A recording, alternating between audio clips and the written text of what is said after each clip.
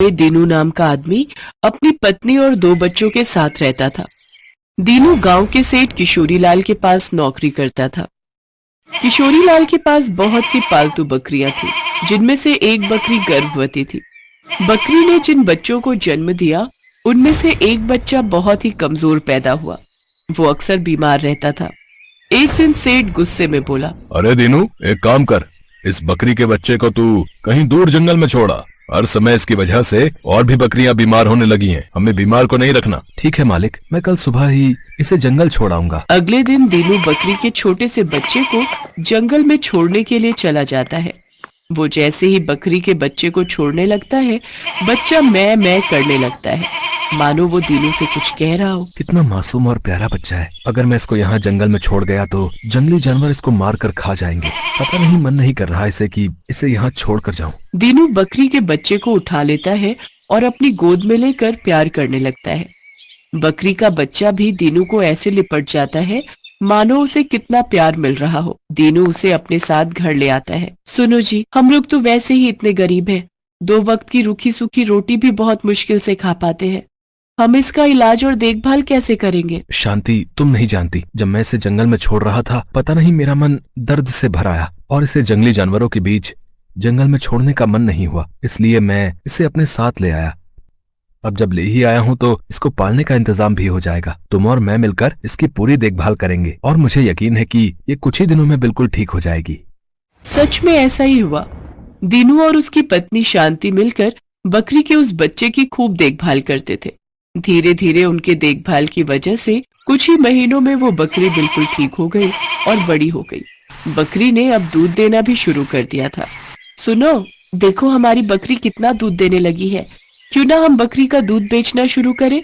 इससे हमारी अच्छी कमाई हो जाएगी और तुम्हें सेठ की नौकरी भी नहीं करनी पड़ेगी।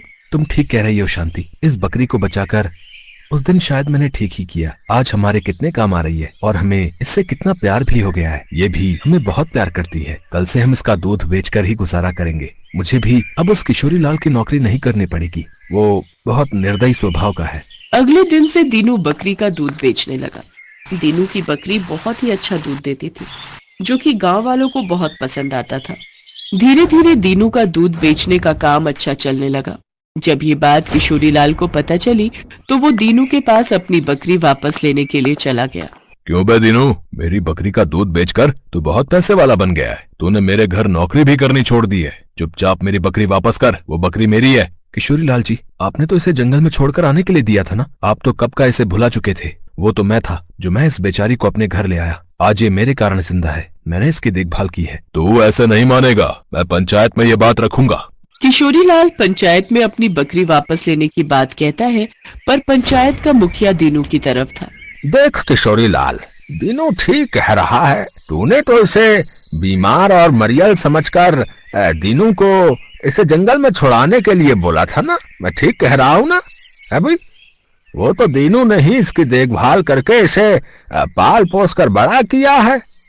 अब इस बकरी पर दीनू का हक है। मुझे कोई और रास्ता ढूंढना पड़ेगा। इस बकरी को तो मैं हत्या कर ही रहूंगा। किशोरीलाल गुस्से में वहां से चला जाता है और उसी रात लड़कों को कहकर बकरी को उठवा लेता है। चुपचाप इस बकरी को यहाँ बांध दो, ये यहीं रहेगी। मैं भी देखता हूँ कौन इसे यहाँ से लेकर जाता है। किशोरीलाल बकरी को अपने पास ही रख लेता है। सुनो जी, चलो हम सेठ के घर जाकर अपनी बकरी वापस ले आते हैं। वो कैसे हमारी बकरी को चुरा कर ले गया? उसकी इतनी हिम्मत? शांति, मुझे भगवान पर पूरा भरोसा है। वो हमारे साथ कुछ गलत नहीं होने देंगे। मैं जानता हूँ हमारी बकरी हमारे बिना नहीं रह सकती। वो हमारे पास लौटकर जरूर आएगी। किशोरीलाल के नौकर परेशान हो गए। बकरी बिल्कुल भी दूध नहीं दे रही थी और ना ही कुछ खा पी रही थी। धीरे धीरे बकरी फिर से कमजोर होने लगी और बीमार हो गई। अरे, किस बीमार को उठाकर ले आए? इसे तो वापस उसी दिनों के पास छोड़ाओ। ये बीमार और कमजोर बकरी अगर मेरे पास रहेगी तो बाकी के जानवर भी बीमार हो जाएंगे। इसके पास से कितनी बदबू भी आ रही है। एक काम करो, इसे यहाँ से निकाल कर बाहर फेंक दो। हमें इसकी जरूरत नहीं है। किशोरीलाल के आदमी बकरी को घर के बाहर छोड़ देते हैं। बकरी दीनू के घर का रास्ता जानती थी। वो तो बहुत खुश थी कि वो अपने मालिक के पास वापस जा रही है। दीनू और शांति दोनों आंगन में उदास बैठे थे। तभी उन्हें अपनी बकरी की आवाज आती है और वो खुशी से दौड़ कर देखते हैं। उनके सामने उनकी बकरी खड़ी थी। सुनो जी, हमारी बकरी देखो वापस आ गई है। हे भगवान, किशोरी लाल ने इसकी क्या हालत कर दी, कितनी कमजोर हो गई है। मैंने तुम्हें कहा था किशोरी लाल इसका बिल्कुल भी ध्यान नहीं रखेगा। चिंता मत कर शांति, हमारी बकरी अपने घर आ गई है। अब इसे कोई हमसे नहीं छीन सकता। अब ये हमारे पास ही रहेगी। मैं तो जानता था किशोरी लाल हमारी बकरी को अपने पास नहीं रख सकता। लगता है ये बहुत भूखी है।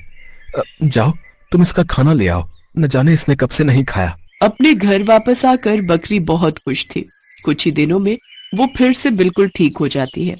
कहीं न कहीं अपनों से बिछड़ जाने के कारण वो फिर से कमजोर हो गई थी, पर अपनों से मिलने के बाद फिर ठीक हो गई।